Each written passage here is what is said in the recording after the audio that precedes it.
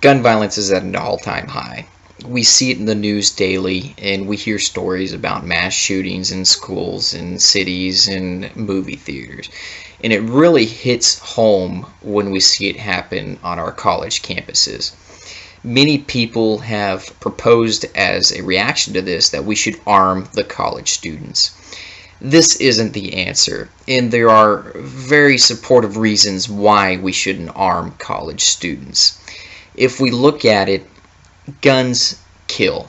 That's their main purpose. The second reason, there are alternative ways to prevent an active shooter situation and to evade and avoid violence in an active aggressive situation. Third, college students are a high-risk population. There's no way around it. Introducing weapons into that high-risk population only increases the risk that they're exposed to. Finally, guns, they harm the owners and the people immediately around them. Let's get to our first topic here. Guns kill. It's plain and simple. We see it fantasized and glorified in movies. We see the cowboy riding off to the sunset with his six-shooter on his side. But the reality is, guns don't save people, they kill people. If you look at statistics from the Brady campaign, 32 Americans are killed daily. And another 140 Americans are hospitalized, all as the reaction of gun violence. Gun violence needs to be reduced, not increased. And introducing more weapons into the population is only going to increase this number right here. And we want to get that as low as possible. So that means we need to reduce the amount of weapons that are out there. Moving on to our next subject, there are alternative ways to do this. And these ways need to be planned and practiced. Instead of arming our college students, let's come up with an idea of how to react when an active aggressor is in the area.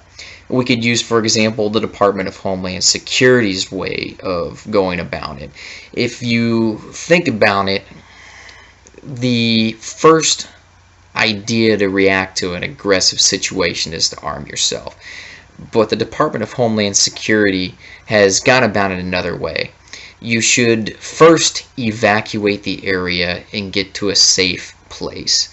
This kind of avoids the possibility of any kind of harm coming against you. If you can't safely evacuate an area, your second situation would be to find a safe place to hide. And this means that you have to silence your phones and prevent yourself from being exposed to a possible active shooter. And your last resort is always to bring aggression against aggressors. This only puts you at more risk, and if it's not done with commitment, could lead to harming yourself and possibly death. So instead of arming our college students, let's give them a plan and let's have them practice this plan so that they know how to react when an active aggressive situation happens. College students aren't the most stable population on the planet. If you look at it, most college students are 15 to 24, and there are people now going back to school, and that increases the population age from 15 to 24 to in the higher 20s to low mid 30s. And if you look at the Suicide Prevention Resource Center, you really see what affects these age groups very prominently. Suicide is the third largest cause of death for people ages 15 to 24. And if you move up in the next age bracket, it is the second cause of death for people 25 to 34 years old.